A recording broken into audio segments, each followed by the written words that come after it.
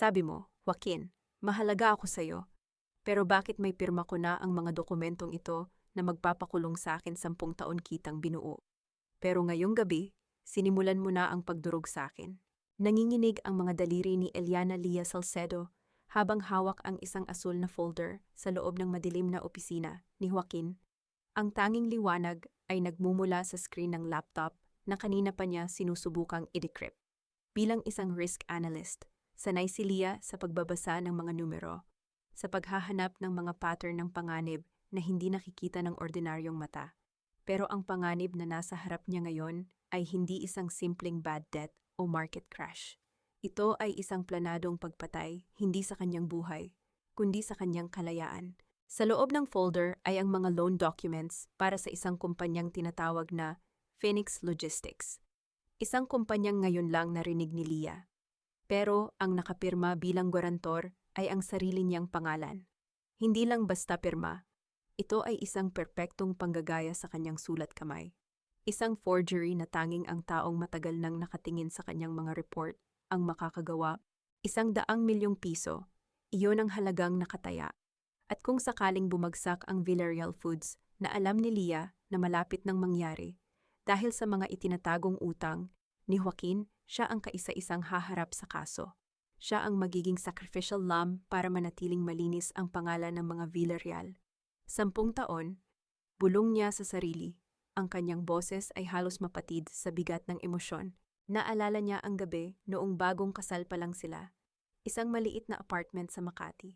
Naghahati sila sa isang tasa ng instant noodles dahil lahat ng pera nila ay ibinuhos ni Joaquin sa unang delivery truck ng kumpanya. Noong mga panahong iyon, ang tingin ni Joaquin sa kanya ay parang isang diyosa, ang babaeng magliligtas sa kanya mula sa kahirapan. At ginawa nga ni Lia. Isinakripisyo niya ang sariling career sa Singapore. Ibinenta ang lupang pamana ng kanyang ama sa Batangas para lang mapanatiling buhay ang pangarap ni Joaquin. Pero ngayong gabi, sa loob ng malamig at marangyang opisina na ito sa Bonifacio Global City, nalaman ni Lia na ang lahat ng iyon ay bahagi lang ng isang mahabang kalkulasyon. Para kay Joaquin, hindi siya asawa, siya ay isang insurance policy, isang collateral. Biglang narinig ni Lia ang mahinang pag-click ng pinto sa labas ng main office. Nanigas ang kanyang buong katawan. Mabilis niyang isinaksak ang kanyang dalang USB drive sa laptop para kopyahin ang mga file sa ilalim ng folder na may pangalang Project Phoenix. 70%, 75%. Bawat segundong dumadaan ay parang isang hampas ng martilyo sa kanyang dibdib. You're so tense. Joaquin, relax. Tapos na ang laro. Hindi na niya mahahalata. Isang malambing at pamilyar na boses ng babae ang narinig niya mula sa lobby. Si Kyla. Ang babaeng ipinakilala sa kanya bilang old family friend. I just want this over with. Kyla. Sagot ng boses ni Joaquin ang boses na dati ay nagpapatulog kay Lia sa gabi. Pero ngayon ay nagbibigay sa kanya ng matinding panginginig. Kapag napirmahan na ang huling batch ng loans, may sapat na tayong cash para sa exit plan natin. Hahayaan nating bumagsak ang kumpanya. At si Lia ang maiiwang may hawak ng bag. She's an analyst. She can explain the risks. In court, tumawa si Kayla. Isang tunog na parang kaskas ng kutsilyo sa plato. Poor Lia. All those years of being a martyr, she actually thinks she's indispensable. Hindi niya alam na ang tanging silbi niya na lang ay ang maging pirma sa mga papeles mo. Mabilis na tinanggal ni Lia ang USB drive nang makitang tapos na ang transfer. Halos hindi siya makahinga, wala na siyang oras para lumabas sa main door. Mabilis siyang gumapang sa ilalim ng malaking desk ni Joaquin. Pilit na pinatatahimik ang kanyang paghinga habang bumubukas ang pinto ng opisina. Nakita ni Lia ang 2 pares ng sapatos mula sa kanyang pinagtataguan. Ang mamahaling leather shoes ni Joaquin at ang matulis na stilettos ni Kyla. Huminto ang mga ito sa tapat ng lamesa. Dito ba tayo magdiriwang, tanong ni Kyla. Ang boses ay puno ng panggugulo. Wait, may naamoy ako, sabi ni Joaquin. Tumigil ang tibok ng puso ni Lia. Ang kanyang pabango, isang simpleng jasmine scent na regalo ni Joaquin noong anibersaryo nila. Isang amoy na dati ay simbolo ng pagmamahal.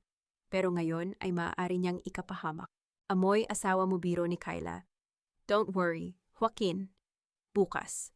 Pagkatapos niyang makuha ang mga supwena, kahit ang amoy niya ay ayaw mo nang maalala. Let's focus on us. On the twins. Tuwing napakapit si Leah sa binti ng mesa, hanggang sa bumaon ang kanyang mga kuko sa kahoy. Hindi lang pala basta kabit si Kyla. May anak na sila.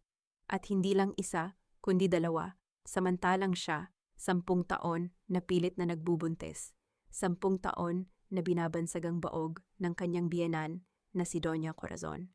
Ay heto nagtatago sa ilalim ng mesa habang ang kanyang asawa ay nagpaplano ng bagong buhay kasama ang ibang pamilya.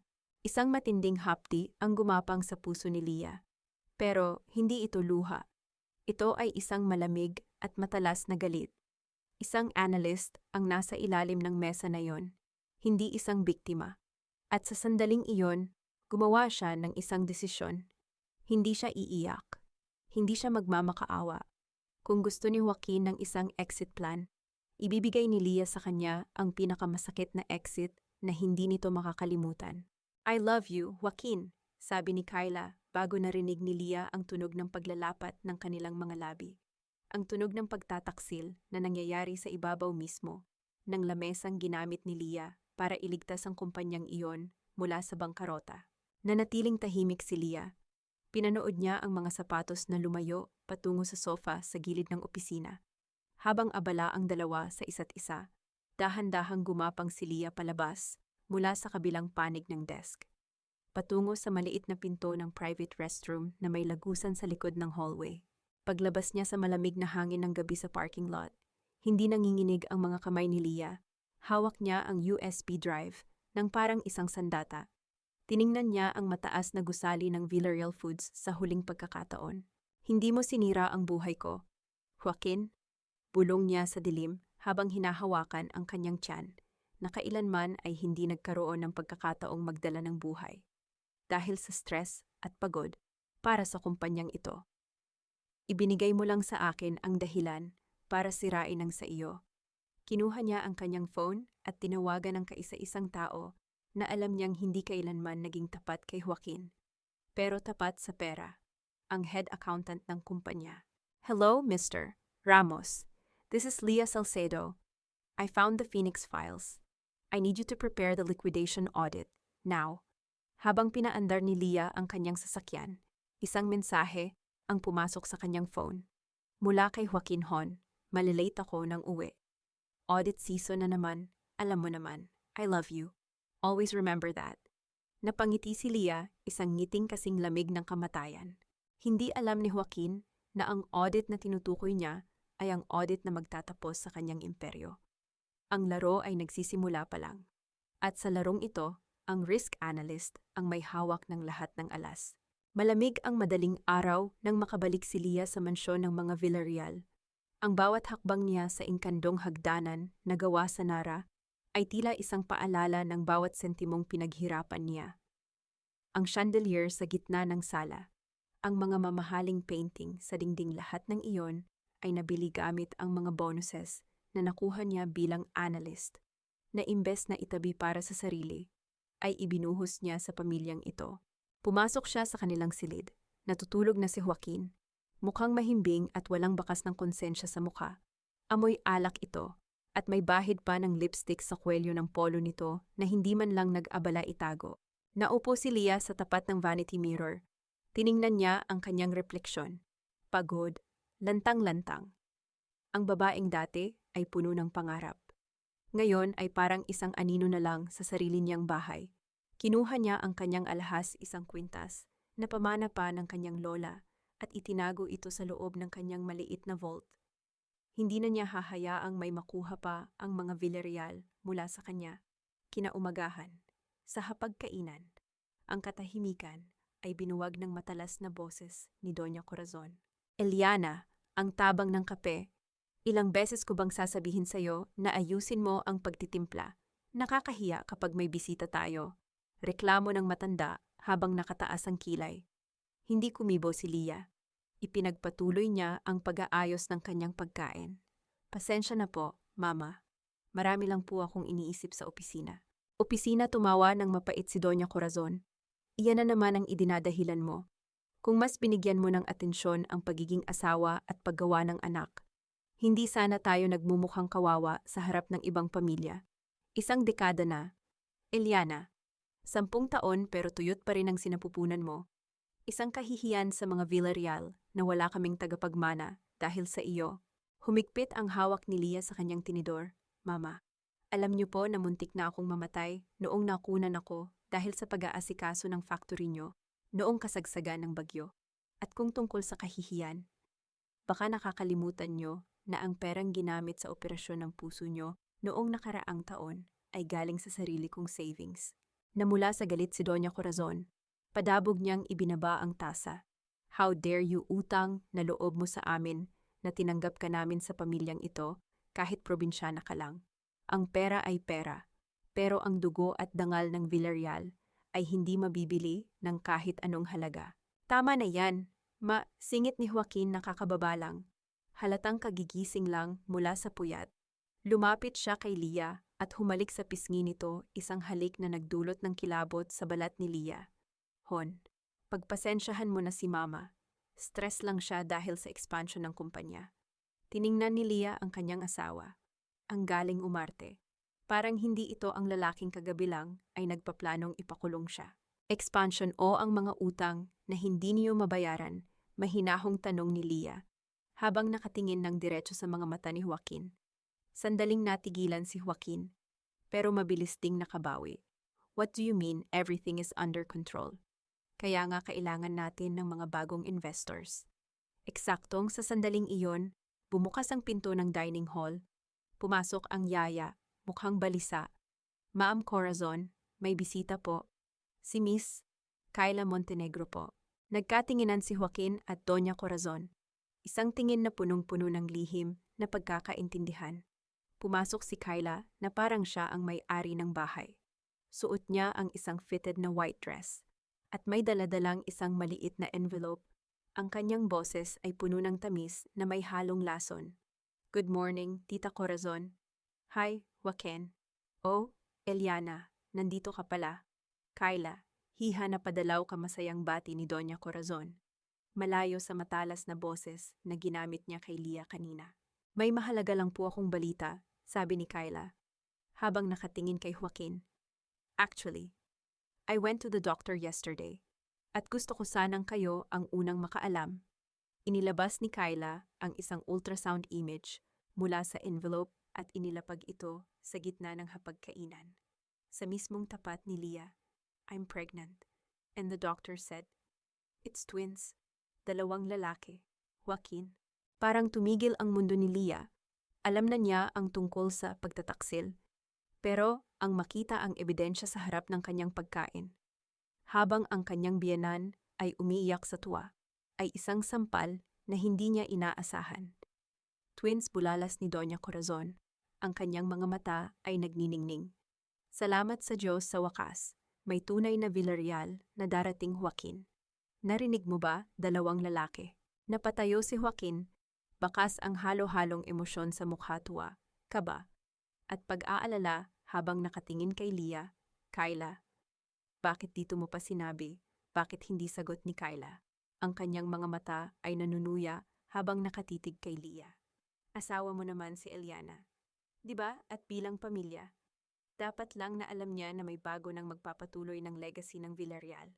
Kompetisyon man o hindi, ang mahalaga ay ang mga bata. Tumingin si Doña Corazon kay Lia. Ang kanyang mukha ay puno ng pangungutya. Nakita mo na, Eliana. Ang hindi mo nagawa sa loob ng 10 taon, nagawa ni Kyla sa loob lang ng ilang buwan. Siguro naman ngayon, alam mo na kung saan ka lulugar. Tumayo si Lia ng dahan-dahan. Hindi siya sumigaw, hindi siya nagwala. Ang kanyang puso ay parang naging bato na sa lamig. Lulugar ulit ni Lia. Tumingin siya kay Joaquin na hindi makatingin ng diretso sa kanya. Huwag kayong mag-alala. Alam na alam ko kung saan ako lulugar sa kwentong ito. Kinuha ni Lia ang kanyang bag. Congratulations, Joaquin. Twins. Isang malaking blessing para sa isang lalaking ang galing mag-multiply ng kasalanan. Lia, sandali, tawag ni Joaquin. Pero hindi na siya nilingon ng asawa. Paglabas ni Leah ng mansyon, huminga siya ng malalim. Ang sakit ay nandoon pa rin, pero mas matimbang na ang determinasyon. Sa loob ng kanyang bag, nararamdaman niya ang bigat ng USB drive. Kung gusto nila ng bagong simula kasama ang mga bata, ibibigay ni Leah iyon sa kanila.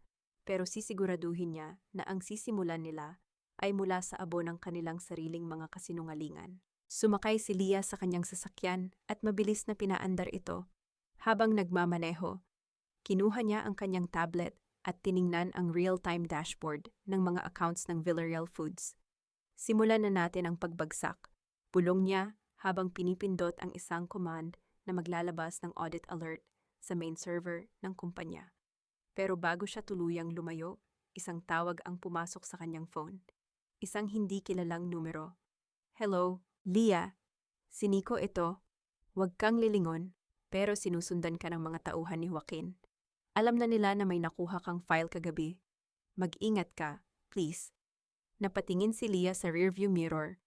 Isang itim na SUV ang mabilis na sumusunod sa kanya. Mabilis ang pagtibok ng puso ni Leah habang hinihigpitan ang hawak sa manibela. Ang itim na SUV sa kanyang likuran ay hindi lumulubay. Alam ni Joaquin ang kapasidad niya.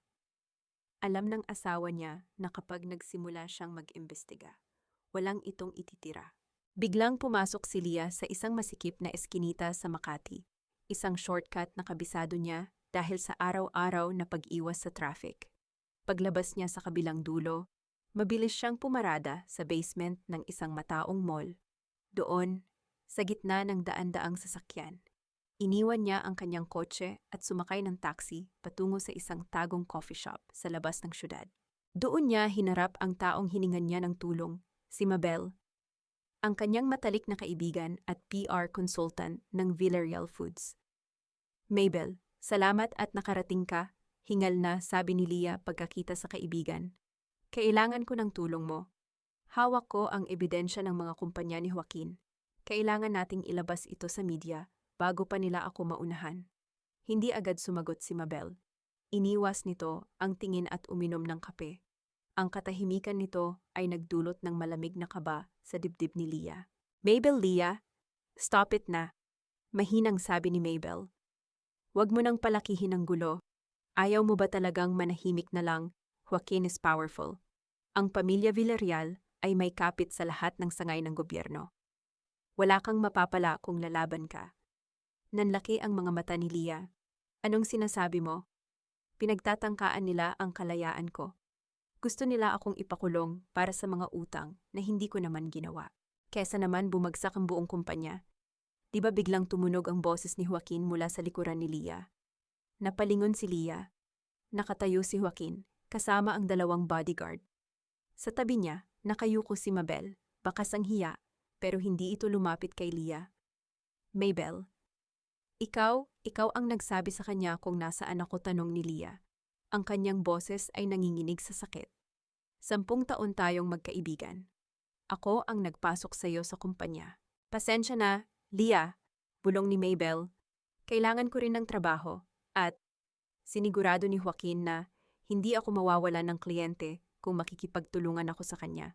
I have a family to feed too." Tumawa si Joaquin at naupo sa tapat ni Leah. Wala na ang mapagmahal na asawa.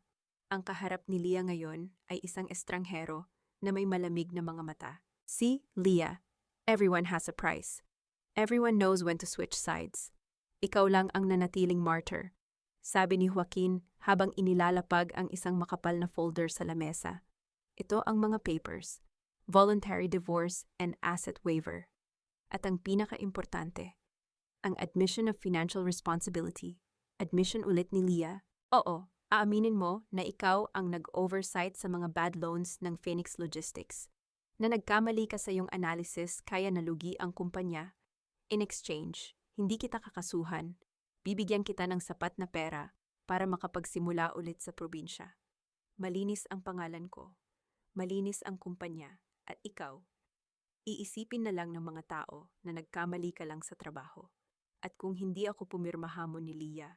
Hukit ni Joaquin ang mukha ni Leah. Ang hawak niya ay marahas. "Kung hindi ka pipirma, bukas na bukas din ay lalabas ang warrant of arrest laban sa'yo. Ang lahat ng pirma mo, ang mga forged signatures na sinasabi mo, ay dumaan na sa mga experts namin. They will testify against you. Even Mabel here will testify na ikaw ang nagplano ng lahat dahil sa sobrang stress mo sa hindi pagkakaroon ng anak. Napatingin si Leah kay Mabel. Tumangulang ang huli. Umiiwas sa tingin. Bakit? Joaquin tanong ni Leah. Ang luha ay tuluyan ng pumatak. 10 taon, ibinigay ko ang lahat, ang pera ko, ang kalusugan ko, ang pangarap ko. Ganun ba kadali sa'yo na itapon ako? Hindi kita itinapon, Leah. Pinalitan ka lang. Sagot ni Joaquin habang tumatayo. Kyla is carrying my sons. They are my future. Ang Villarreal Foods ay para sa kanila. At ang isang balas na tulad mo ay kailangang ihulog para hindi lumubog ang barko. You're smart, Leah. Be practical for once. Iniwan ni Joaquin ang mga papeles at umalis kasama ang mga bodyguard at si Mabel. Naiwan si Leah sa gitna ng mataong coffee shop. Mag-isa, wasak. At tila pinagtaksila ng buong mundo. Bumalik si Leah sa mansyon sa huling pagkakataon para kunin ang kanyang mga gamit. Doon, sinalubong siya ni Doña Corazon sa pinto. Bitbit ang isang maliit na maleta, ang tanging gamit na pinayagan nilang dalhin niya. Iyan lang ang sayo, Eliana, sabi ng matanda ng walang emosyon. Lahat ng alahas at damit na binili ni Joaquin para sayo ay mananatili sa bahay na ito. Hinalughog na rin namin ang kwarto mo. Kung may itinatago kang USB o files, huwag mo nang subukang itakas. Ngumiti si Leah sa gitna ng kanyang pighati. Hindi nila alam na ang USB drive ay nakatago sa loob ng isang luma at kupas na teddy bear na regalo ng kanyang ama na laging nakasabit sa kanyang bag at hindi nila pinag-interesan dahil mukhang basura. Salamat po, Mama, sabi ni Leah. Salamat sa 10 taon na pagpaparamdam sa akin na hinding-hindi ako magiging bahagi ng pamilyang ito. Ngayon, malaya na ako sa inyo. Malaya. Tingnan natin kung hanggang saan ka makakarating. Probinsyana. Huling hirit ng matanda bago isara ang pinto sa harap ni Leah. Bitbit ang maliit na maleta. Naglakad si Leah palabas ng subdivision sa ilalim ng malakas na ulan. Walang sasakyan, walang pera, walang kaibigan. Pero habang nararamdaman niya ang lamig ng ulan, naramdaman din niya ang apoy sa loob ng kanyang dibdib. Inilabas niya ang kanyang phone at tiningnan ang huling mensahe ni Nico Ate Leah. Nakalabas na ako ng Maynila. Hihintayin kita sa Batangas. Handa na ang lahat. Sumakay si Leah sa huling biyahe ng bus patungong Batangas. Habang nakatingin sa mga ilaw ng Maynila na unti-unting lumalayo, naramdaman ni Leah ang pagbabago sa kanyang sarili. Ang Leah na sumasamba kay Joaquin ay patay na. Ang natitira na lang ay si Eliana Salcedo, ang analyst na natutong magbilang ng mga pagkakamali. At ngayon ay handa ng maningil ng utang. Ang sakripisyo niya ay maaaring walang halaga sa kanila. Pero sisiguraduhin niya na ang kabayaran nito ay ang lahat ng bagay na mahalaga sa mga Villarreal. Amoy ng basang lupa at sariwang kapeng barako ang sumalubong kay Leah pagbaba niya sa terminal ng bus sa Batangas. Malayo ito sa amoy ng usok, bakal, at mamahaling pabango ng Makati na tila sumasakal sa kanya nitong mga nakaraang taon. Habang hila-hila ang kanyang maliit na maleta, naramdaman ni Leah ang bawat pitak ng kalsadang nilakaran niya noong bata pa siya, ang kalsadang iniwan niya para sa isang pangarap na nauwi sa bangungot. Anak Leah. Napatigil si Leah sa harap ng isang maliit na karinderya na may karatulang Teresita's lutong bahay. Nakatayo ang kanyang ina. Suot ni Aling Teresita ang kanyang kupas na apron. Ang buhok ay mas maputi na kaysa sa huling pagkakataong nagkita sila. At ang kanyang mga mata ay naniningkit sa pagtataka. Nanay. Ang tanging nasabi ni Leah bago tuluyang gumuho ang pader na itinayo niya sa kanyang sarili. Mabilis na lumapit ang matanda at niyakap ang anak. Doon, sa gitna ng ingay ng palengke at hiyawan ng mga driver ng jeep, humagulgol si Leah. Hindi ito ang iyak ng isang talunang asawa, kundi iyak ng isang batang pagod na sa pagtakbo at sa wakas ay nakauwi na. Shh! Tahan na, anak. Nandito na ang nanay. Nandito ka na sa atin. Bulong ni Teresita habang hinahaplos ang likod ng anak. Dinala ni Teresita si Leah sa loob ng kanilang maliit na bahay sa likod ng karinderya Walang aircon, walang mamahaling chandelier, at ang sahig ay yari lang sa makintab na semento. Pero dito naramdaman ni Leah ang init na hindi niya naramdaman sa loob ng 10 taon sa mansyon ng mga Villarreal. Habang pinapakain siya ng nanay niya ng mainit na arroz caldo, hindi napigilan ni Leah na mapatingin sa mga kamay ng kanyang ina, magaspang. May mga paso mula sa pagluluto at puno ng ugat. Ito ang mga kamay na nagpaaral sa kanya. Ang mga kamay na nagtaguyod sa kanya para maging isang eksperto sa Maynila. Nay, pasensya na po, mahinang sabi ni Leah. 10 taon akong nawala. 10 taon kong ibinigay ang lahat kay Joaquin habang kayo rito. Mag-isa lang na nagtatrabaho. Hindi ko man lang kayo nadalaw ng madalas dahil laging bawal kay Joaquin. Dahil laging may trabaho. Leah, makinig ka sa akin. Hinawakan ni Teresita ang kamay ng anak. Hindi ako nagpalaki ng anak para lang maging alipin ng ibang tao. Alam ko ang nangyari, anak. Sinabi sa akin ni Nico ang lahat noong tumawag siya. Huwag mong sisihin ang sarili mo sa pagmamahal mo ng tapat. Ang mali ay sila, hindi ikaw. Pero Nay, baka madamay kayo rito. Makapangyarihan si Joaquin. Baka ipasara niya ang karinderya niyo. Subukan niya, matapang na sagot ng matanda. Subukan niyang tapakan ng lupang ito at matitikman niya ang tindi ng isang inang inalisa ng dangal ang anak. Huwag kang matakot. Leah, dito sa Batangas, hindi ka nag-iisa. Maya-maya pa ay bumukas ang pinto ng karinderya. Isang lalaking nakaasul na polo at may dalang medical bag ang pumasok. Aling Teresita, yung gamot niyo po para sa rayuma. Oh, Leah, napatayo si Leah. Gabo. Si Gabriel Gabo Reyes.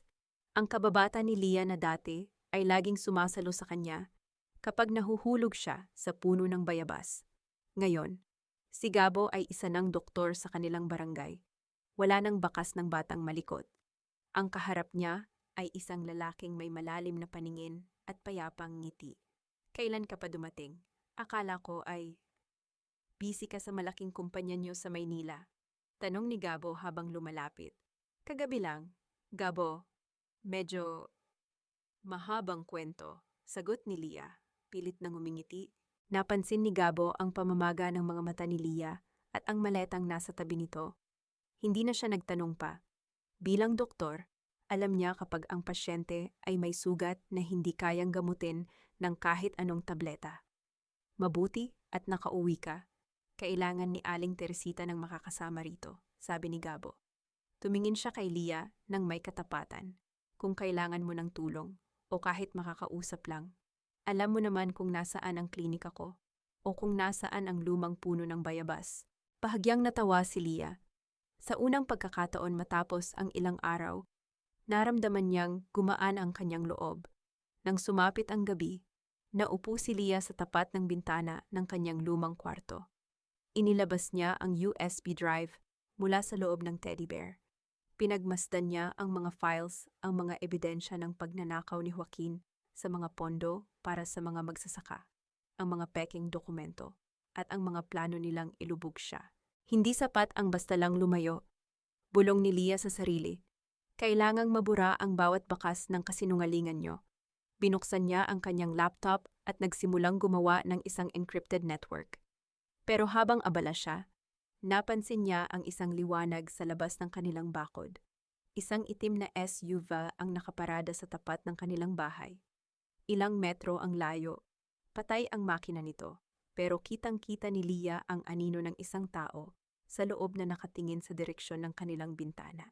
Hindi siya hinahayaan ni Joaquin na makawala. Mukhang hindi lang pala pagpapakulong ang balak ng asawa niya. Gusto nitong siguraduhin na hinding-hindi na makakapagsalita si Leah. Hinigpitan ni Leah ang hawak sa kanyang laptop. Sa labas, ang SUV ay dahan-dahang umandar at nawala sa dilim. Pero ang mensahe ay malinaw. Ang digmaan ay dinala na ni Joaquin sa kanyang pintuan. Hindi nakatulog ng maayos si Leah. Ang anino ng itim na SUV kagabi ay tila nakaukit sa kanyang balisa. Maaga siyang nagising. Hindi dahil sa alarm clock, kundi dahil sa tunog ng paghihiwa ng bawang at sibuyas sa kusina. Sa ilalim ng dilaw na ilaw ng karinderya, nakita niya ang kanyang ina na abala na sa pagluluto ng paninda. Leah, bakit gising ka na napakaaga pa? bungad ni Teresita habang nagigisa. Tutulungan ko na po kayo, Nay, sagot ni Lia. Kinuha niya ang kutsilyo at nagsimulang magbalat ng patatas. Ang bawat hiwa niya ay mabilis at tumpak. Isang kasanayang hindi niya nawala sa loob ng 10 taon sa syudad. Anak, alam kong may bumabagabag sa iyo. Simula nang dumating ka, parang lagi kang nakatingin sa labas. Pansin ng matanda. Hindi nakasagot si Lia. Ayaw niyang takutin ang kanyang ina tungkol sa SUV. Pero bago pa siya makapagsalita, isang tricycle ang huminto sa tapat ng karinderiya. Isang lalaking nakasuot ng jacket at nakasombrero ang bumaba.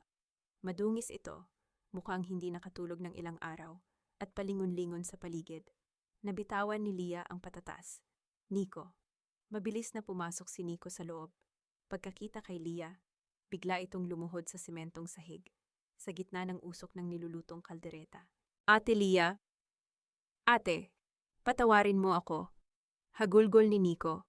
Patawarin mo ako sa nagawa ko. Nagulat si Aling Teresita at napaatras. Mabilis namang nilapitan ni Lia ang kanyang dating bayaw. Nico, tumayo ka riyan. Bakit ka narito? Anong nangyari? Inakay ni Lia si Nico sa maliit na mesa sa sulok. Binigyan siya ni Teresita ng isang basong tubig. Nanginginig ang mga kamay ni Nico habang hawak ang baso. Ate, hindi ko na kaya ang konsensya ko. Noong nalaman ko na balak ka talagang ipakulong ni Kuya Joaquin, hindi na ako makatulog. Pagsisimula ni Nico, Ako ang gumawa ng mga peking pirma mo. Nanigas si Lia, kahit alam na niya. Ang marinig ito mula sa taong pinag-aral niya, sa taong itinuring niyang sariling kapatid, ay parang isang bagong saksak sa kanyang puso. Bakit, Nico, binigyan kita ng lahat? Noong kailangan mo ng pambayad sa tuition. Noong kailangan mo ng pambili ng gamot ng mama niyo. Ako ang nandyan. Hindi ang kuya mo, mahinang sabi ni Lia. Ang boses ay puno ng pait. Alam ko. Ate. Kaya nga ako narito, sabi ni Nico, habang inilalabas ang isang maliit na notebook mula sa kanyang bulsa. Pinilit ako ni kuya, sabi niya. Utang na loob ko sa kanya ang lahat, sabi niya. Hindi ka naman daw madadamay dahil mapera ka at may mga abogado. Pero narinig ko sila ni Kyla noong isang gabi. Plano nilang gamitin ang PRC license mo para magmukhang ikaw ang nag-approve ng lahat ng pagnanakaw nila sa pondo ng mga magsasaka. Inabot ni Nico ang notebook kay Lia. Diyan nakasulat ang lahat. Ang mga petsa kung kailan kami nag-transfer ng pera sa Project Phoenix. Ang mga password sa main server na tanging ako at si Kuya lang ang nakakaalam. At ang pinaka-importante, ang access code sa cloud storage, kung saan nakatago ang mga video ni Kuya at ng mga korap na opisyal ng gobyerno. Binuksan ni Lia ang notebook. Ang kanyang mga mata ay naningkit habang binabasa ang mga numero. Bilang risk analyst, nakita niya agad ang pattern. Hindi lang ito simpleng pagnanakaw. Ito ay money laundering sa pinakamataas na antas. Ginagamit nila ang relief funds para sa mga biktima ng bagyo, para pambili ng mga properties sa ibang bansa. Bulong ni Lia, ang kanyang galit ay unti-unting nagiging determinasyon. At ang pangalan ko ang nakalagay bilang lead auditor. Ate, may isa pa, dagdag ni Nico, ang boses ay puno ng takot. Inutusan ni Kuya ang mga tauhan niya na bawiin ang kahit anong ebidensya na hawak mo. Iyong SUV na nakita mo kagabi. Iyon ay ang mga tauhan ni Enzo, ang partner ni Kyla. Hindi sila titigil hanggat hindi ka nila napapatahimik. Sino si Enzo, Nico? Ano ang koneksyon niya kay Kyla? Tanong ni Lia. Si Enzo Barameda, siya ang dating boyfriend ni Kyla bago ka pa mapangasawa ni Kuya. Sila ang totoong magkasabwat. Ate, ginagamit lang nila si Kuya Joaquin para makuha ang Villarreal Foods. At pagkatapos, ilalaglag din nila si Kuya. Napatayo si Lia. Ang lahat ng piraso ng puzzle ay nabubuo na. Ang pagtataksil ni Joaquin ay hindi lang pala bunga ng kahulugan, kundi bahagi ng isang mas malaking bitag na kinasasangkutan ng mga taong mas masahol pa sa kanya. Nico, kailangan mong magtago. Dito ka muna sa amin, hindi ka nila hahanapin dito sa Batangas. Sabi ni Teresita na kanina pa nakikinig. Salamat po, Aling Teresita. Pero Ate Lia, mag-ingat ka. Kaninang umaga, narinig ko ang usapan sa opisina. Nag-file na si kuya ng petisyon sa PRC para i-revoke ang license mo dahil sa gross negligence and fraud. Gusto kanyang sirain bago ka pa makapagsalita. Napahawak si Leah sa kanyang sentido. Ang kanyang lisensya, ang kanyang pinakapakaingat-ingatang dangal bilang profesional, ay sinusubukan na ring nakawin ni Joaquin. Hindi niya makukuha iyon. Sabi ni Leah nang may matibay na paninindigan. Nico, salamat sa katapangan mo. Dahil sa notebook na ito, hindi lang sarili ko ang ililigtas ko. Ililigtas ko rin ang mga taong ninakawan nila. Kinuha ni Leah ang kanyang laptop at inilagay ang access code na ibinigay ni Nico. Sa screen, lumitaw ang isang folder na may pamagat na Villarreal Barrameda Exit Strategy. Habang binubuksan ni Leah ang mga dokumento, isang notification ang lumitaw sa kanyang screen mula sa isang news portal breaking Villarreal Foods files for corporate restructuring. Top Executive Leah Salcedo implicated in multi-million peso embezzlement scandal. Nagsimula na ang pag-atake sa publiko. Ang mukha ni Leah ay nasa balita na. Tinataguriang magnanakaw. Ngayon, Joaquin. Bulong ni Leah habang tinitingnan ang listahan ng mga bank accounts sa notebook ni Nico. Tingnan natin kung sino ang tunay na mawawalan ng lahat. Biglang nakarinig sila ng malakas na katok sa pinto ng karinderya. Hindi ito katok ng isang mamimili. Ito ay marahas at puno ng autoridad. Buksan ang pinto pulis ito. May warrant of arrest kami para kay Eliana Salcedo. Napaatras si Nico sa takot. Si Teresita ay agad na humarang sa pinto. Leah, sa likod takbo, sigaw ng kanyang ina. Leah, sa likod takbo, ang sigaw ni Aling Teresita ay parang isang hagupit na nagpabalik sa wisyo ni Leah. Hindi na nag-aksaya ng panahon si Leah. Mabilis niyang isinilid ang laptop at ang notebook ni Nico sa kanyang backpack.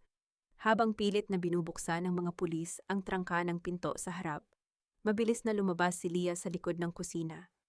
Dumaan sa makitid na lagusan sa pagitan ng mga bahay na tinitirhan niya noong bata pa siya. Nico, sumunod ka, tawag ni Leah, pero umiling si Nico. Dito lang ako. Ate, ako ang haharap sa kanila para magkaroon ka ng oras. Hindi nila ako pwedeng galawin. Kapatid ako ni Joaquin, sabi ni Nico nang may determinasyon. Takbo na, ate. Tumakbo si Leah sa ilalim ng ambon. Ang bawat kanto ng Batangas na dati ay nagbibigay sa kanya ng seguridad. Ngayon ay tila puno ng mga matang nagmamasid. Habang bumibilis ang kanyang paghinga, narinig niya ang sirena ng pulis sa paligid ng kanilang barangay. Alam niyang hindi lang ito basta legal na operasyon ito, ay mabilisang pagpapatahimik sa kanya. Huminto siya sa tapat ng isang lumang gate na may malalagong puno ng bougainvillea, ang klinika ni Gabo. Bago pa siya makakatok, bumukas ang pinto. Hinila siya ni Gabo pamasok at mabilis na nilock ang trangka. Dito, Leah, sa loob ng bodega, bulong ni Gabo. Ang kanyang boses ay kalmado pero bakas ang pag-aalala. Hingal na hingal si Leah habang nakasandal sa pader ng madilim na bodega. Gabo, paano mo nalaman? Nasa radyo at TV na ang mukha mo. Leah, sinasabi nila na tumakas ka raw tangay ang milyong-milyong pera ng mga magsasaka. Alam kong hindi mo magagawa iyon, sabi ni Gabo habang binibigyan siya ng tuwalya. May mga pulis na nagtatanong sa palengke. Mukhang seryoso sila. Inilabas ni Leah ang kanyang laptop. Gusto akong sirain ni Joaquin. Gabo, hindi lang ang buhay ko, kundi ang dangal ko. Gusto niyang bawiin ang lisensya ko para wala nang maniwala sa akin kapag inilabas ko ang mga ebidensyang ito. Kailangan mong kumilos ng mabilis. Leah? Pero hindi mo magagawa yan kung nasa kulungan ka. Paalala ni Gabo. Ano ang balak mo bago pa makasagot si Leah? Nag-vibrate ang kanyang phone. Isang tawag mula sa isang unknown number. Alam ni Leah kung sino ito. Hello Leah, my dear wife. Kamusta ang pagtatago sa probinsya? Ang boses ni Joaquin ay kasing lamig ng yelo. Walang bakas ng galit, kundi isang nakakangilabot na tagumpay. Narinig ko na binisita ka ng mga kaibigan nating pulis. Sayang, hindi ka nila naabutan. Hayop ka, Joaquin. Alam ko ang tungkol sa Project Phoenix. Alam ko ang tungkol kay Enzo at Kyla, sigaw ni Leah. Pilit na pinatitibay ang kanyang boses. Tumawa ng mahina si Joaquin. Knowledge is useless without proof, Leah.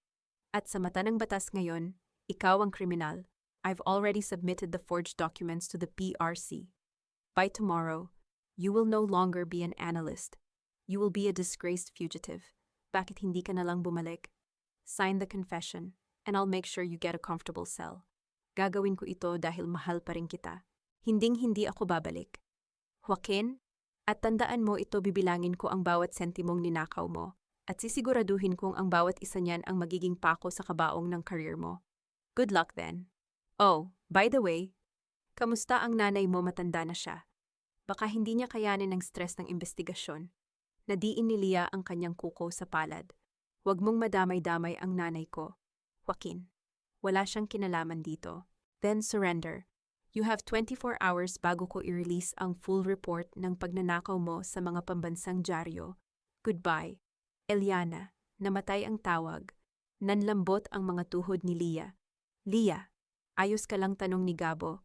Gusto niyang gamitin si nanay para sumuko ako, sabi ni Leah. Ang luha ay unti-unang dumadaloy. Gabo, kailangan kong makita ang mga files na binigay ni Nico. May kailangang mahanap na butas. Isang bagay na hindi nila kayang takpan ng pera. Binuksan ni Leah ang laptop at pumasok sa cloud storage gamit ang access code ni Nico. Habang binabasa ang mga personal na mensahe ni Kyla at Joaquin, may isang folder siyang nakita na nakatago sa ilalim ng medical reimbursements. Naglalaman ito ng mga scan ng laboratory results. Binasa ito ni Leah ng maigi. Bilang isang risk analyst, sanay siyang magbasa ng mga detalyadong ulat. Maging medical man ito. Gabo, tingnan mo ito, tawag ni Leah. Isa kang doktor, tama ba ang nababasa ko? Tiningnan ni Gabo ang screen. Ang kanyang mga kilay ay nagsalubong. Ito ang sperm analysis ni Joaquin mula sa isang fertility clinic 5 years ago. Dito sa report, it says he has azoospermia. Total absence of sperm. Anong ibig sabihin niyan, tanong ni Leah, kahit may hinala na siya? Ibig sabihin, Leah, biologically, Joaquin is sterile. Hindi siya pwedeng magkaroon ng anak. It's permanent, unless may miracle surgery siyang pinagdaanan na wala naman sa record na ito. Napatigil ang mundo ni Leah. Kung hindi pwedeng magkaanak si Joaquin, kaninong mga anak ang dinadala ni Kyla? At bakit kampanteng-kampante si Kyla na ipakita ang ultrasound sa harap ni Joaquin? Isang malaking panloloko. Bulong ni Leah. Isang mapait na ngiti ang sumilay sa kanyang labi. Ginagamit ni Kyla ang kahuwadan ng pamilya Villarreal para makuha ang kumpanya. At si Joaquin, sa sobrang kadesperaduhan niyang magkaanak, ay nagpabulag sa isang kasinungalingan. Leah, ito ang kailangan mo, sabi ni Gabo. Hindi lang ito tungkol sa pera, ito ay tungkol sa mismong pundasyon ng pamilya nila. Hindi pa sapat ito. Gabo, kailangan ko ng ADN test ng mga bata. At kailangan kong mahanap ang koneksyon ni Enzo sa mga batang iyon, sabi ni Leah. Habang nagpaplano si Leah, isang malakas na katok ang narinig sa gate ng klinika. Dr. Gabo, buksan mo ang pinto. Alam naming nandyan ang asawa ni Villarreal. Huwag mo kaming piliting gamitin ang dahas. Nagkatinginan si Leah at Gabo. Ang 24 na oras na ibinigay ni Joaquin ay tila naging 24 na minuto na lang. Sa silong, Leah may lagusan doon patungo sa sapa. Takbo utos ni Gabo habang hinahanda ang sarili na harapin ang mga pulis. Madilim, maputik, at mabaho. Iyon ang bumati kay Leah habang gumagapang siya sa makipot na lagusan sa ilalim ng klinika ni Gabo. Ang amoy ng lumang lupa at amag ay tila sumasakal sa kanya. Pero mas matindi ang takot na nararamdaman niya sa bawat yabag ng mga pulis sa itaas ng kanyang ulo. Nang marating niya ang dulo ng lagusan, bumukas ito sa pampang ng isang sapa na natatakpan ng makakapal na kawayan. Basang-basa si Leah. Ang kanyang backpack ay may mga bakas ng putik, pero ligtas ang kanyang laptop. Habang hinihingal, naupo siya sa ilalim ng isang malaking puno at pilit na pinapakalma ang kanyang sarili. Hindi ako pwedeng patuloy na tumakbo, bulong niya, habang pinupunasan ang kanyang mukha ng basang manggas. Sa bawat segundong nagtatago ako, mas nagiging totoo ang mga kasinungalingan ni Joaquin. Dito na pumasok ang utak ni Eliana Salcedo, ang babaeng binuo ng mga numero at kalkuladong panganib. Kung ituturing siya ni Joaquin na isang kriminal, gagamitin niya ang katalinuhan ng isang eksperto para patunayan kung sino ang tunay na magnanakaw. Inilabas niya ang kanyang laptop. Kahit mahina ang signal, gumamit siya ng isang private VPN para makapasok sa internal database ng Metropolitan Union Bank, ang bangkong may hawak ng pinakamalaking utang ng Villarreal Foods. Bilang dating analyst na kaisa-isang pinagkakatiwalaan ng mga bank managers, alam ni Leah ang mga butas sa kanilang system. Hindi siya nagnakaw ng pera, naghanap siya ng koneksyon. Mr. Santiago, bulong ni Leah habang tinitingnan ang profile ng Senior Vice President ng bangko. Ito ang taong laging kausap ni Leah tuwing kailangan ng kumpanya ng extension. Isang taong may prinsipyo. Pero takot sa risk, kinuha ni Leah ang kanyang phone at gumamit ng isang encrypted calling app. Hello, sino ito? Boses ng isang matandang lalaki sa kabilang linya. Mr. Santiago, si Iliana Salcedo ito. Huwag po kayong magbababa ng telepono. Alam kong nakikita niyo ang balita. Pero bilang isang banker, alam niyo kung paano basahin ang mga report ko sa loob ng 10 taon. Kailanman ay hindi ako nagkamali sa numero. Natahimik ang kabilang linya. Leah, nasaan ka? Hinahanap ka ng mga autoridad. Ang sabi ni Joaquin ay balak niyang ilubog ang bangko niyo kasabay ng pagbagsak ng kumpanya. Putol ni Leah. Mr. Santiago, tingnan niyo ang Project Phoenix. Hindi iyan expansion. Iyan ay isang shell company para tanguan ang lahat ng assets ng Villarreal Foods at itakas sa labas ng bansa. Kapag natapos ang restructuring bukas, ang maiiwan sa inyo ay isang kumpanyang walang halaga. Ang lahat ng collateral na pinirmahan ko, faked signatures, lahat iyon. Anong ebidensya mo, Leah? Tanong ni Santiago. Ang boses ay nagsisimula ng manginig sa kaba. Ipinadala ko na sa personal email nyo ang audit trail. Tingnan nyo ang mga IP addresses. Hindi galing sa computer ko ang mga approvals, kundi sa computer ni Joaquin at ng isang account na ang pangalan ay E. Barameda. Mr. Santiago, kung hindi nyo ihihinto ang restructuring bukas sa gaganaping gala, mawawala ng bangko nyo ng 2 bilyong piso. Bakit mo ito ginagawa, Leah? Asawa mo si Joaquin? Dahil ang katapatan ko ay sa katotohanan, hindi sa isang kasinungalingan. Bukas, sa ika-50 anniversary gala, lilitaw ako. Hiling ko lang ay huwag nyo munang i-freeze ang mga accounts hanggang hindi ko na ibibigay ang huling piraso ng puzzle. Pagkatapos ng tawag, napasandal si Leah sa puno. Isang malaking sugal ang ginawa niya. Kung itatraidor siya ni Santiago kay Joaquin, tapos na ang laban. Pero alam ni Leah ang ugali ng mga bankers, mas mahalaga sa kanila ang pera kaysa sa loyalty. Habang tinitingnan ang mga files ni Enzo Barameda sa cloud ni Nico, isang dokumento ang kumuha ng kanyang atensyon. Isang kontrata ng pagbebenta ng trade secrets ng Villarreal Foods sa isang foreign competitor, ang Golden Grain Corporation. Gagago ka talaga, Joaquin? Gigil na sabi ni Leah. Pinagkatiwalaan mo ang taong kukuha sa lahat ng mayroon ka. Ang petsa ng pirmahan. Bukas din, pagkatapos ng gala, plano ni Kayla at Enzo na iwanan si Joaquin sa gitna ng kaguluhan matapos nilang makuha ang kanilang share. Biglang may narinig si Leah na kaluskos sa likuran niya. Mabilis niyang isinara ang laptop at kumuha ng isang matulis na kawayan. Leah, ako ito. Si Gabo? Pawisan ito at may dalang pagkain at tuyong damit. Nakaalis na ang mga pulis. Pero may mga checkpoint na sa bawat labasan ng Batangas. Hindi ka makakalabas dito nang basta-basta. Kailangan kong makapunta sa Manila bukas. Gabo? Doon gaganapin ang gala. Doon ko tatapusin ang lahat, sabi ni Leah ng may determinasyon. Tutulungan kita. May ambulance ang klinika. Pwedeng dumaan yon sa checkpoint nang hindi masyadong sinisita. Alok ni Gabo. Tiningnan niya si Leah ng malalim. Leah, sigurado ka ba rito kapag nagpakita ka sa gala? Maraming tao ang nandoon. Pwede kang arestuhin sa harap ng lahat. Iyon ang plano, Gabo. Gusto ni Joaquin na hiyain ako sa harap ng publiko. Ibibigay ko sa kanya ang pinakamalaking hiya na hindi niya makakalimutan. Kinuha ni Leah ang tuyong damit at mabilis na nagpalit sa likod ng mga kawayan. Ang kanyang mukha ay wala ng bakas ng takot. Ang bawat galaw niya ay kalkulado. Bawat salita ay may timbang. Hindi na siya ang asawang nagtatago sa ilalim ng mesa. Siya na ang eksperto na naghahanda para sa huling pag-audit ng buhay ni Joaquin Villarreal. Handa na ang lahat, bulong ni Lia habang tinitingnan ang orasan. May 18 oras pa ako. Ang wangwang ng ambulansya ay bumasag sa katahimikan ng gabi habang binabaybay nito ang kalsada palabas ng Batangas.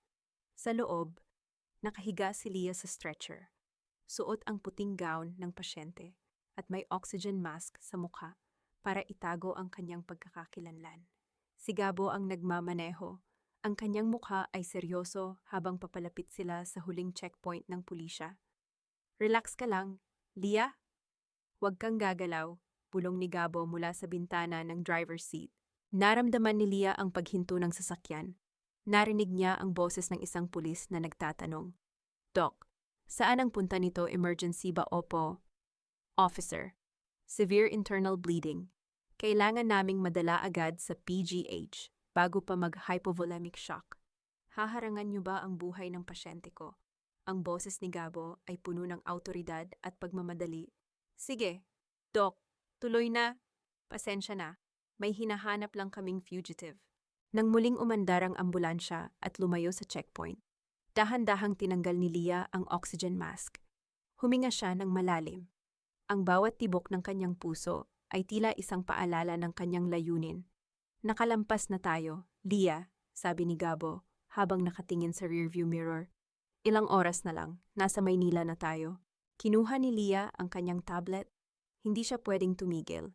Sa gitna ng dilim ng ambulansya, muli niyang binuksan ang medical file na nakuha niya sa cloud ni Nico. Ang ulat tungkol sa pagkabaog ni Joaquin. Gabo, tawag ni Lia. Ang kanyang boses ay nanginginig sa halong galit at pait. 10 taon akong tinawag na baog ni Doña Corazon. 10 taon akong pinainom ni Joaquin ng kung ano-anong vitamins at pinadala sa kung saang-saang fertility doctor. Tuwing negatibo ang pregnancy test, tinitingnan niya ako na parang isa akong sirang gamit. Lia, ang masakit. Gabo, alam ni Joaquin na siya ang may problema, pero hinayaan niya akong pasanin ang lahat ng hiya. Hinayaan niyang maniwala ang buong mundo na ako ang may pagkukulang. Patuloy ni Lia, ang mga luha ay hindi na mapigilan. Iyon ang pinakamasakit na pagnanakaw na ginawa niya sa akin. Ninakaw niya ang tiwala ko sa sarili kong katawan. Iyon ang dahilan kung bakit kailangan mong ilabas ang totoo. Sabi ni Gabo, hindi lang ito tungkol sa pera, kundi tungkol sa pagbawi sa dangal mo na tinapakan nila. Nagpatuloy si Lia sa pag-audit ng mga files. May nakita siyang isang invoice mula sa isang pribadong laboratorio sa Makati, ang St. Jude Genetics Center. Ang petsa ay 3 buwan bago ang anunsyo ni Kyla tungkol sa kanyang pagbubuntis. Ang pangalan sa record ay hindi Joaquin Villarreal, kundi Enzo Barameda. Gabo, tingnan mo ito. Si Enzo Barameda ang nagpatest ng compatibility sa mga embryonic records ni Kyla. Sabi ni Lia habang pinapalaki ang screen. Dito sa record, nakalagay ang ADN profile ng mga fetus. It's a 79.9% na porsyento match with Enzo. Hindi lang sila magkasabwat sa negosyo. Gabo, ang mga bata ay bunga ng matagal na nilang relasyon. Napatitig si Gabo sa screen habang humihinto sa isang stoplight. Ibig sabihin, balak nilang palakihin ang mga bata sa loob ng pamilya Villarreal para makuha ang mana, habang si Enzo ang nasa anino na kumukontrol sa lahat. Eksakto. At si Doña Corazon, sa sobrang kadesperaduhan niyang magkaapo, ay handang tanggapin ang kahit anong bata basta't lalaki, dagdag ni Lia. Pero ang hindi nila alam, hawak ko na ang ADN report na magpapatunay na ang legacy na ipinagmamalaki nila ay isang malaking kasinungalingan. Biglang nag-vibrate ang phone ni Lia. Isang mensahe mula kay Nico. Ate Lia, nalaman ni Kuya Joaquin na wala ka na sa Batangas. Nagwawala siya rito sa opisina. Pinapahanap ka niya sa lahat ng ospital. Mag-ingat ka, paparating na sila sa Maynila. Nalaman na nila, sabi ni Lia kay Gabo. Huwag kang mag-alala, hindi tayo didiretso sa ospital. May alam akong safe house sa Quezon City. Doon ka muna maghanda para sa gala bukas, sagot ni Gabo. Habang binabaybay nila ang SLEX, nakita ni Lia ang mga billboard sa gilid ng daan. Ang mukha ni Joaquin at Kyla ay nandoon, nakangiti, para sa anunsyo ng ika-50 anniversary ng Villarreal Foods. A Legacy of Family and Integrity, ang nakasulat sa caption. Napangiti si Leah ng mapait, integridada katapatan. Ang mga salitang iyon ay magiging abubukas ng gabi. Inilabas ni Leah ang kanyang personal na notebook at nagsimulang isulat ang kanyang huling script. Hindi ito isang audit report. Ito ay isang hatol. Sa bawat salitang isinusulat niya, nararamdaman ni Leah ang pagbabalik ng kanyang lakas. Ang bawat numero, bawat ADN sequence, at bawat peking pirma ay magsisilbing mga bala sa kanyang armas. 10 taon akong nanahimik. Joaquin, bulong ni Leah habang nakatingin sa malayo. Pero bukas, sisiguraduhin kong ang bawat salita ko ang magiging huling maririnig mo bago gumuho ang mundo mo. Pagpasok ng ambulansya sa gitna ng maliwanag na ilaw ng Maynila, alam ni Leah na wala nang balikan. Ang risk analyst ay handa nang itaya ang lahat para sa huling resulta. Sabi nila, ang gabi ay para sa pagdiriwang, pero para sa akin, ito ang gabi ng pagtutuos. Nakatayo si Leah sa harap ng salamin sa loob ng isang maliit at abandonadong safe house sa Quezon City. Wala na ang maputlang pasyente mula sa ambulansya kagabi. Sa harap niya ay isang babaeng may matalim na paningin.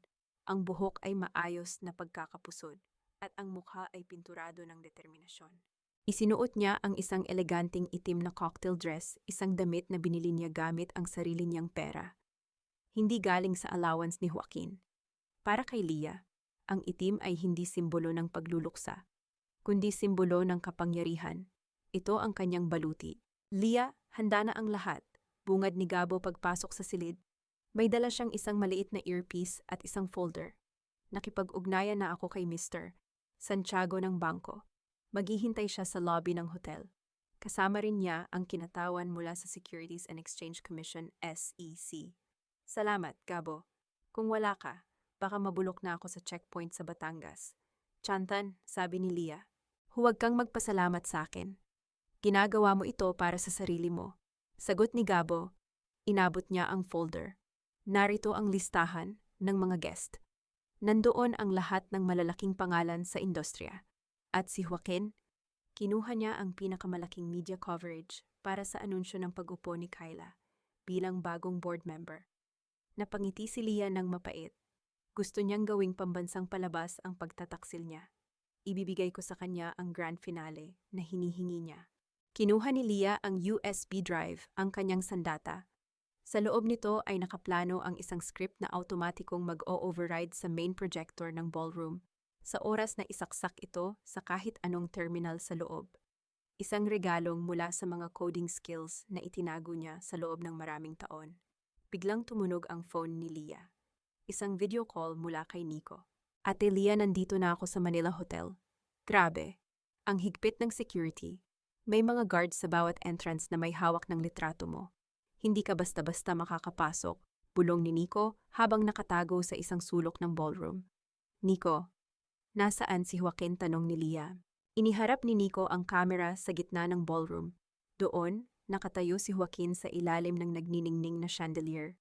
Suot ang isang mamahaling tuksedo. Katabi niya si Doña Corazon na animoy reyna sa kanyang suot na gown. At si Kyla na nakahawak sa braso ni Joaquin habang hinihimas ang kanyang tiyan. Ang lahat ay nakangiti, tumatawa, at nakikipagkamay sa mga maimpluwensyang tao. Ang saya-saya nila, ate, parang nakalimutan na nila na may isang taong sinira nila ang buhay para lang makamit ang gabing ito. Galit na sabi ni Nico, hayaan mo silang magsaya. Nico, mas mataas ang lipad, mas masakit ang bagsak. Sabi ni Leah, nagawa mo ba ang ipinagawa ko? Opo, ate. Nakasaksak na ang bypass device sa control booth. Kailangan na lang ng signal mula sa laptop mo. Mabuti. Mag-ingat ka riyan, Nico. Huwag kang gagawa ng kahit anong kukuha ng atensyon nila. Pinatay ni Leah ang tawag at tumingin kay Gabo. Tara na. Ayokong mahuli sa sarili kong party. Pinagtas nila ang trapik ng Maynila patungo sa hotel. Habang papalapit sa venue, nakita ni Leah ang malalaking tarpaulin, Villarreal Foods at 50 Honesty. integrity, success. Isang malaking insulto sa lahat ng magsasaka at empleyadong ninakawan nila. Huminto ang sasakyan ni Gabo sa gilid ng hotel, malayo sa main entrance kung saan nagkukumpulan ang mga paparazzi. Leah, ito na ang huling pagkakataon para umatras, sabi ni Gabo. Kapag pumasok ka riyan, wala nang balikan. Pwedeng arestuhin ka nila agad. Tumingin si Leah sa kislap ng mga ilaw ng hotel. Namatay na ang Leah na takot noong gabing iwan ko ang mansyon sa ulan. Gabo, ang Eliana na narito ngayon ay wala nang takot mawalan. Dahil nakuha na nila ang lahat sa akin. Lumabas si Leah ng sasakyan. Hindi siya yumuyuko. Ang bawat hakbang niya ay puno ng awtoridad. Pagpasok niya sa lobby, agad siyang sinalubong ni Mr. Santiago ng bangko, kasama ang isang abogadong may dalang legal na mga papeles.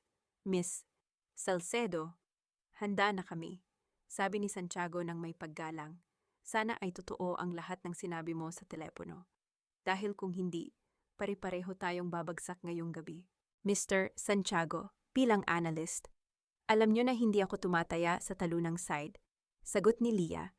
Naglakad sila patungo sa malaking pinto ng Grand Ballroom. Ang mga gwardya ay agad na humarang sa kanila. Ma'am, bawal po ang pumasok na walang invitation, sabi ng isang guard. Habang tinitingnan ang mukha ni Leah na tila pamilyar sa kanya mula sa balita, tumingin si Leah ng diretso sa mga mata ng guard at inilabas ang kanyang kumpanyang ID na hindi pa nare-revoke. I am Eliana Salcedo Villarreal, Chief Risk Officer and partial owner of this company. Haharangan mo ba ang asawa ng may-ari sa mismong selebrasyon ng kumpanya niya na taranta ang gwardya? Bago pa ito makatawag sa radyo, bumukas ang pinto ng ballroom mula sa loob. Lumabas ang tunog ng masayang musika at tawanan. Tumingin si Leah sa loob. Nakita niya si Joaquin na nakatayo sa stage. Hawak ang mikropono. Tonight, we celebrate not just 50 years of legacy, but a new beginning, sigaw ni Joaquin sa mikropono. A beginning with a new vision, a new family, and a future that is unbreakable. Nagpalakpakan ang mga tao. Napangiti si Leah. Sige, Joaquin, magsaya ka muna, bulong niya. Huminga siya ng malalim at humakbang papasok sa dilim ng ballroom, diretso sa gitna ng liwanag. Ang tunog ng mga kubyertos at malumanay na musika ay biglang naputol nang bumukas ang malaking pinto ng ballroom. Ang liwanag mula sa lobby ay tumama sa gitna ng dilim, at doon, sa gitna ng lahat, nakatayo si Eliana Salcedo. Hindi siya ang babaeng nakita sa balita na dugyot at tumatakas. Siya ay mukhang isang reyna ng kadiliman sa kanyang suot na itim na dress. Ang kanyang tindig ay tuwid at ang kanyang mga mata ay nagniningning sa ilalim ng mga chandelier. Ang bulungan ay mabilis na kumalat sa buong silid na parang apoy sa tuyong damo. Siya ba yon, ang asawa ni Joaquin na magnanakaw? Bakit siya narito? Sa gitna ng stage, natigilan si Joaquin. Ang mikropono sa kanyang kamay ay bahagyang nanginig. Sa tabi niya, si Doña Corazon ay napahawak sa kanyang perlas. Ang kanyang mukha ay namutla sa galit at gulat. Si Kyla naman ay lalong humigpit ang hawak sa braso ni Joaquin. Ang kanyang mga mata ay bakas ang takot na pilit itinatago ng kanyang makapal na makeup. Hindi nagmamadali si Leah. Naglakad siya sa gitna ng aisle. Bawat hakbang ng kanyang stilettos sa kristal na sahig ay tila isang hatol. Kasunod niya si Mr. Santiago ng bangko at ang kanyang abogado. Hindi sila huminto hanggang sa marating nila ang harap ng stage. Sa tapat mismo ni Joaquin, magandang gabi sa inyong lahat. Ang boses ni Leah ay bumasag sa katahimikan. Kalmado pero umalingaw-ngaw sa buong ballroom. Pasensya na kung naantala ko ang inyong selebrasyon. Pero bilang Chief Risk Officer ng kumpanyang ito, may kailangan akong gawing huling report. Eliana, anong kalokohan ito, sigaw ni Doña Corazon habang bumababa ng stage? Wala kang kahihiyan pagkatapos mong pagnakawan ng kumpanya. May gana ka pang magpakita rito? Guards, ilabas ang babaeng ito. Humarang ang mga guards, pero itinaas ni Leah ang isang folder. Subukan niyo akong hawakan at sisiguraduhin kong ang bawat isa sa inyo ay madadamay sa kasong plunder na isasampa ko ngayong gabi. Natigilan ang mga guards. Tumingin si Leah kay Joaquin na ngayon ay nakababa na rin ng stage. Leah, huwag mo nang ipahiya ang sarili mo rito, bulong ni Joaquin. Ang boses ay puno ng banta. Ibigay mo na ang folder na yan at umalis ka na. May warrant of arrest ka na. Huwag mo nang hintayin na kaladkarin ka ng mga pulis sa harap ng mga kaibigan natin. Huwag kang mag-alala. Joaquin, lalabas ako rito kasama ang mga pulis. Sagot ni Leah habang binubuksan ang folder. Pero bago yon, may pirmahan muna tayong kailangang tapusin. Hindi ba't gusto mo ang pirma ko, narito ang voluntary divorce and asset waiver na ibinigay mo sa akin. Inilapag ni Leah ang mga papeles sa isang maliit na lamesa. Sa harap ng lahat, kinuha niya ang kanyang ballpen at nang walang pag-aalinlangan, pinirmahan ang bawat pahina. Diyan, malaya ka na, Joaquin. Malaya ka na sa akin, sabi ni Leah habang ibinibigay ang mga papeles. Ngumiti ng bahagya si Joaquin. Akala niya ay nanalo na siya. Mabuti at natauhan ka. Ngayon, umalis ka na. Sandali lang, putol ni Leah. Pinirmahan ko ang kalayaan mo sa akin. Ngayon naman, pirmahan mo ang kalayaan mo sa kumpanyang ito. Biglang namatay ang lahat ng ilaw sa ballroom. Isang malakas na static sound ang lumabas sa mga speakers. At ang malaking screen sa likod ng stage ay bumukas. Lumitaw ang isang video, isang security footage, mula sa opisina ni Joaquin. Hahayaan nating bumagsak ang kumpanya. At si Leah ang maiiwang may hawak ng bag. She's an analyst. She can explain the risks. In court, ang boses ni Joaquin ay umalingaw-ngaw sa buong silid. Kasunod nito ay ang mga dokumento ng Project Phoenix, ang mga audit trail na nagpapakita kung paano inilipat ang pondo ng mga magsasaka sa mga personal na account ni Joaquin at Enzo Barameda sa ibang bansa. Ano ito, sigaw ni Enzo mula sa isang mesa. Pilit na tumatayo para tumakas, pero hinarang siya ng mga tauhan ng NBAPR na kanina pa nakatago sa loob. Iyan ang katotohanan. Joaquin, sabi ni Leah habang itinuturo ang screen. Ang bawat pirma na ginaya nyo, ang bawat sentimong ninakaw nyo, lahat yan ay nakarecord. At dahil pinirmahan ko na ang waiver, ang lahat ng garantiyang ibinigay ko sa bangko bilang Chief Risk Officer ay opisyal ko nang binabawi. Tumingin si Leah kay Mr. Santiago. Tumango ang banker dahil sa pagbawi ng mga personal guarantees ni Miss Salcedo. Ang Villarreal Foods ay idinedeklarang nasa state of default. Simula sa segundong ito, lahat ng assets ng kumpanya ay i-freeze ng bangko. Nagkagulo ang mga guest. Ang mga investors ay nagsimulang magpanik. Pero hindi pa doon tumitigil si Leah. Tumingin siya kay Doña Corazon na ngayon ay nakahawak sa kanyang dibdib. Hindi makapaniwala sa nakikita. At para sa'yo, Mama, sabi ni Leah. Ang boses ay puno ng pait. Gusto mo ng tagapagmana. Di ba gusto mo ng dugong Villarreal lumabas sa screen ang isang medical report? Ang sperm analysis ni Joaquin na nagpapatunay na hindi siya magkakaroon ng anak. At kasunod nito, ang ADN report mula sa St. Jude Genetics Center. Ang mga anak ni Kyla, ang mga batang ipinagmamalaki nyo, ay hindi Villarreal, sabi ni Leah habang nakatitig ng diretso sa biyanan. Sila ay mga anak ni Enzo Barameda. Ginamit kayo ni Kyla at Enzo para makuha ang pera nyo. Ang legacy na sinasabi mo, Mama, ay isang malaking kahuwadan. Hindi totoo, yan nagsisinungaling siya, tili ni Kyla. Pero ang kanyang mukha ay punong-puno ng takot habang nakatingin kay Enzo na ngayon ay pinapustahan na.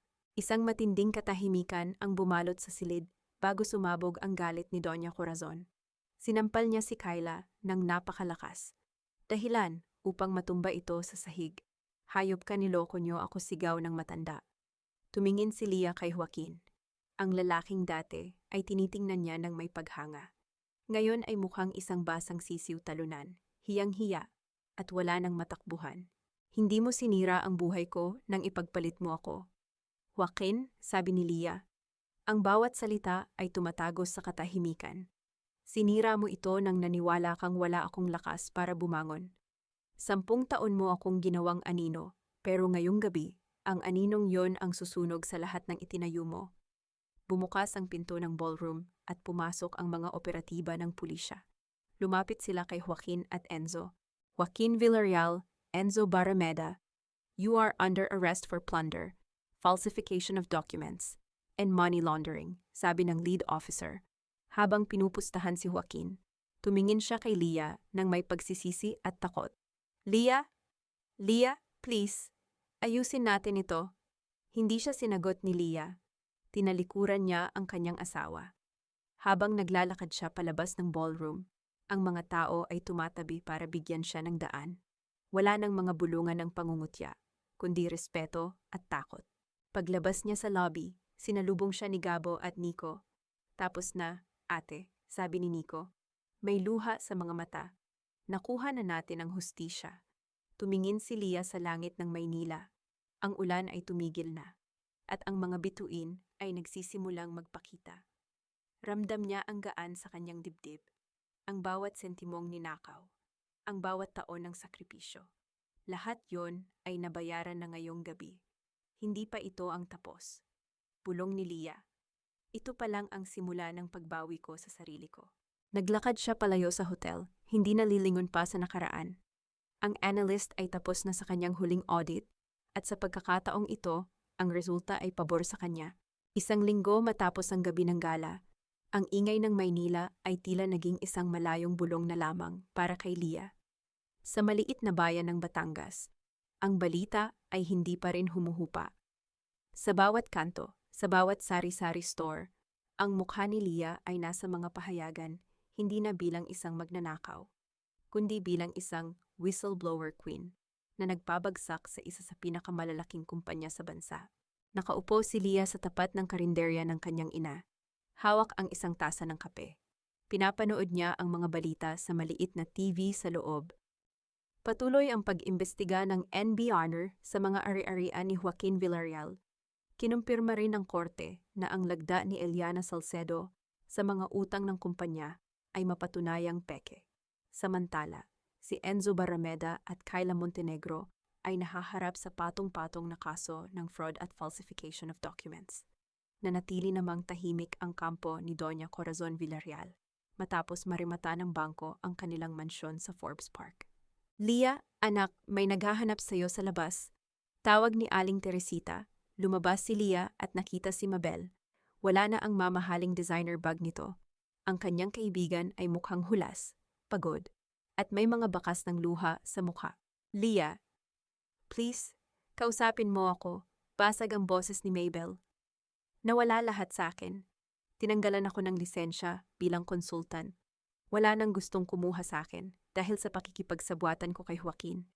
Leah, ginawa ko lang yon dahil kailangan ko ng pera para sa dialysis ng tatay ko. Tiningnan ni Leah si Mabel ng matagal. Naalala niya ang lahat ng sikretong ipinagkatiwala niya rito at ang sakit ng pagtatraidor nito sa coffee shop. Mabel, naintindihan ko ang hirap mo, pero ang kahirapan ay hindi lisensya para tapakan ang taong nagtiwala sa'yo. Mahinang sabi ni Leah, hindi kita isasama sa demanda. Iyon na ang huling tulong na maibibigay ko sa'yo bilang dating kaibigan. Pero ang tiwala ibang usapan na yon. Patawarin mo ako, Leah. Tinatawad na kita, Mabel. Pero kailangan mong harapin ang bunga ng mga desisyon mo. Tulad ko, kailangan mo ring bumangon mula sa sarili mong pagkakamali. Umalis si Mabel na nakayuko. Hindi naramdaman ni Leah ang saya sa pagkakita sa hirap ng kaibigan, kundi isang malalim na pagtanggap na may mga relasyong sadyang hanggang doon na lang. Kinabukasan, isang lumang taxi ang huminto sa tapat ng karinderya. Isang matandang babae ang bumaba. Hirap na hirap maglakad at may bitbit na isang maliit na bag. Hindi makapaniwala si Leah nang makilala niya ito, si Doña Corazon. Ang dati ay palaging nakaayos at mapagmataas na matanda, ay mukhang nawala na sa sarili, kupas ang kanyang suot, at ang kanyang mga mata ay wala ng ningning ng kapangyarihan. Pumasok siya sa karinderya. Ang bawat hakbang niya ay tila isang malaking sakripisyo ng kanyang pride. Huminto siya sa tapat ni Leah. Eliana, bulong ng matanda, ang kanyang boses ay nanginginig. Wala na ang mansyon, wala na ang kumpanya, si Joaquin. Ayaw na akong kausapin mula sa loob ng kulungan. Sinasabi niya na kasalanan ko raw ang lahat dahil pinilit ko siyang magkaroon ng anak. Nanatiling tahimik si Leah. Iniabot niya ang isang upuan sa matanda. Nandito ako para humingi ng tulong, patuloy ni Corazon habang nakatitig sa sementong sahig. Wala na akong matuluyan. Ang mga kamag-anak namin sa Maynila, ayaw akong tanggapin. Pinagtatawanan nila ako. Eliana, ikaw lang ang kilala kong pukipar, pabam. May mabuting loob. Lumapit si Aling Teresita at naglapag ng isang mainit na bowl ng arroz caldo. Sa harap ng matanda ang mismong pagkaing laging nilalait ni Corazon noon. Kumain po muna kayo, senyora. Sabi ni Teresita, nang may respeto pero walang halong takot. Tiningnan ni Lia ang kanyang dating biyenan. Nakita niya ang isang babaeng naging biktima ng sarili niyang pride at kasakiman. Hindi ko po kayo matutulungang ilabas si Joaquin, Mama, sabi ni Lia. Kailangang pagbayaran ni Joaquin ang lahat ng ninakaw niya sa mga magsasaka at sa kumpanya. Iyon ang katarungan. Alam ko na, hagulgol ng matanda habang nagsisimulang kumain. Nagkamali ako. Eliana, pinagsisihan ko na tinrato kitang parang basura. Ikaw lang pala ang totoong nagmahal sa amin. At ikaw pa ang sinira namin. Hindi naghiganti si Lia. Hinayaan niyang kumain ang matanda. Pagkatapos, tumayo si Lia at hinarap ang mga tao sa paligid ng karinderya, ang mga dati niyang kapitbahay, at ang mga dating trabahador ng Villarreal Foods na sumunod sa kanya sa Batangas. Makinig po kayong lahat, anunsyo ni Lia. Ang lupang ito, ang lupang kinatatayuan natin, ay muli nang naibalik sa pamilya Salcedo matapos mapatunayan na peke ang lease contract na ginawa ni Joaquin para makuha ito. Pero hindi ko ito gagamitin para sa sarili ko lang. Nagkatinginan ang mga tao. Dito natin itatayo ang Hiraya Foods. Isang kooperatiba kung saan ang bawat magsasaka at trabahador ay may share. Wala nang isang pamilyang maghahari-harian. Ang bawat sentimong kikitain natin ay babalik sa inyo. Ito ang simula ng pagbawi natin sa dangal ng ating pagtatrabaho. Isang malakas na palakpakan ang umalingaw-ngaw sa karinderya. Sa sulok, nakita ni Lia si Gabo na nakasandal sa pintuan. Nakangiti sa kanya nang may paghanga.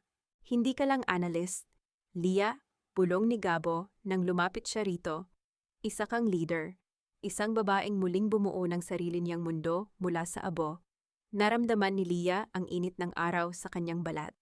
Ang kumpanya ng mga Villarreal ay gumuho na parang kastilyong buhangin sa harap ng malakas na alon. Pero ang pundasyong itinatayo niya ngayon, ang Hiraya, ay gawa sa katotohanan, katarungan, at tunay na pagmamahal sa kapwa. Tumingin si Lia sa malayo, sa mga bukid na dati ay pinagmumulan ng kanyang pighati. At ngayon ay simbolo na ng kanyang pag-asa. Tapos na ang pagiging biktima. Ang reyna ay hindi na nagtatago. 2 taon ang mabilis na lumipas. Ang dating tuyot at napabayaan na lupain sa dulo ng bayan ng Batangas ay hindi na makilala. Ngayon, nakatayo roon ang isang modernong pasilidad ng Hiraya Foods Cooperative. Tuwing alas 5 ng hapon, maririnig ang tawanan ng mga manggagawa, mga nanay na dating walang trabaho. Mga magsasakang dati ay baon sa utang. At mga kabataang hindi na kailangang lumuwas ng Maynila para lamang mabuhay. Sa loob ng main office, nakatayo si Lia sa harap ng isang malaking glass window. Hindi na siya suot ang mga mamahaling designer suit na dati ay tila naging uniforme niya sa Makati. Ngayon, suot niya ay isang simpleng bordadong blusa na gawa ng mga lokal na manghahabi sa Batangas. Mas payapa ang kanyang mukha, mas maliwanag ang kanyang mga mata. Ate Lia, narito na po ang monthly audit report, bungad ni Nico pagpasok sa silid. Si Nico ay hindi na ang batang sunod-sunuran sa kanyang kuya. Siya na ngayon ang tumatayong operations manager ng kooperatiba. Nag-aral siyang muli, nagsikap, at unti-unting binayaran ang bawat sentimong nakuha niya noon mula sa kabutihan ni Lia. Salamat, Nico. Kamusta ang production sa bagong linya ng adobo sa Barako? Tanong ni Lia habang sinusuri ang mga numero. Sold out na naman po, ate. Ang galing niyo po talagang mag-predict ng market risks. Nakangiting sabi ni Nico. Saka, tumawag po ang abogado ni Kuya Joaquin kanina. Tinatanong kung pwede mo raw siyang dalawin sa bilibid. Mag-aasawa na raw si Kayla sa loob ng kulungan hindi kay Enzo, kundi sa isang foreigner na nakilala niya sa labas bago siya nahuli. Napahinto si Lia sa pagbabasa. Isang mapait na ngiti ang sumilay sa kanyang labi. Hindi na kailangan, Nico. Sabihin mo sa abogado niya na wala na kaming dapat pag-usapan. Ang lahat ng utang niya sa akin. Binayaran na niya sa pamamagitan ng pagkawala niya sa buhay ko. Naiintindihan ko po, ate. Pag-alis ni Nico, lumabas si Lia ng opisina at naglakad patungo sa lumang karinderya ng kanyang ina. Doon, sinalubong siya ng amoy ng masarap na pagkain. Nakita niya si Doña Corazon, ang dating mapagmataas na senyora, na ngayon ay abala sa pag-aayos ng mga mesa. Kahit may katandaan na, natuto itong magsilbi. Ang kanyang mga kamay na dati ay puro alahas. Ngayon ay sanay na sa paglilinis ng mga plato. Hindi siya pinilit ni Lia, kusa itong namalagi sa Batangas para humingi ng tawad sa pamamagitan ng gawa. Hindi lang ng salita. Eliana, anak, kumain ka na. Tawag ni Aling Teresita mula sa kusina. Opo, Nay. Susunod na po, sagot ni Lia. Bago pumasok sa loob, may isang pamilyar na sasakyan ang huminto sa tapat ng karinderiya. Bumaba si Gabo. Bitbit ang isang bungkos ng mga sariwang bulaklak at ilang gamot para sa klinika. Late na naman ang uwi ng Chief Executive Officer namin. Biro ni Gabo habang lumalapit kay Lia. Marami lang tinapos na paperwork. Doc, tawa ni Lia. Tinitigan siya ni Gabo ng matagal. Lia, may fiesta sa kabilang barangay bukas. Naisip ko, baka gusto mong magpahinga muna, kahit isang hapon lang. Hindi naman guguho ang hiraya kung mawawala ka ng ilang oras. Ngumiti si Lia. Fiesta. Sige, Gabo. Basta ikaw ang magdadrive. Kahit habang buhay pa kitang i-drive. Lia, walang problema. Seryosong sabi ni Gabo. Ang kanyang mga mata ay puno ng katapatan, na dati ay hindi kayang tignan ni Lia ng diretsyo.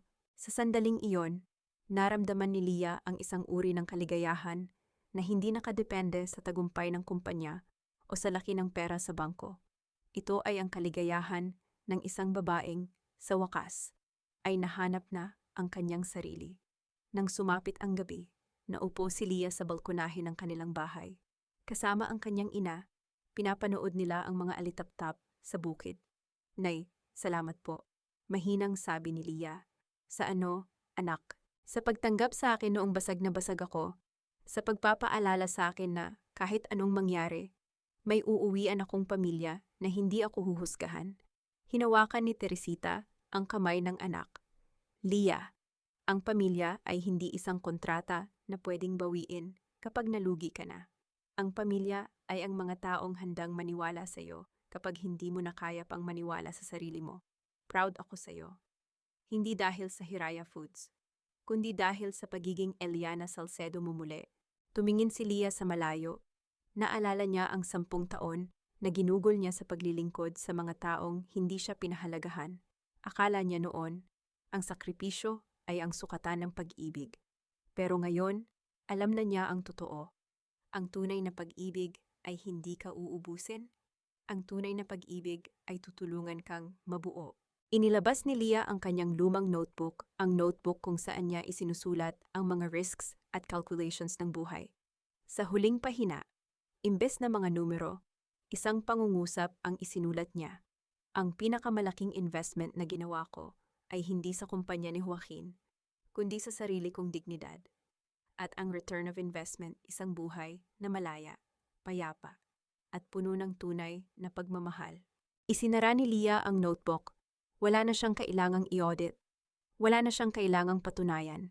Sa gitna ng tahimik na gabi ng Batangas, sa wakas ay narinig ni Eliana ang sarili niyang boses, hindi na bilang isang analyst, hindi na bilang isang asawa, kundi bilang isang babaeng nakatayo sa sarili niyang mga paa. Ang reynang hindi sumuko ay hindi lang nanalo sa digmaan. Higit sa lahat, nahanap niya ang daan pauwi sa kanyang sarili.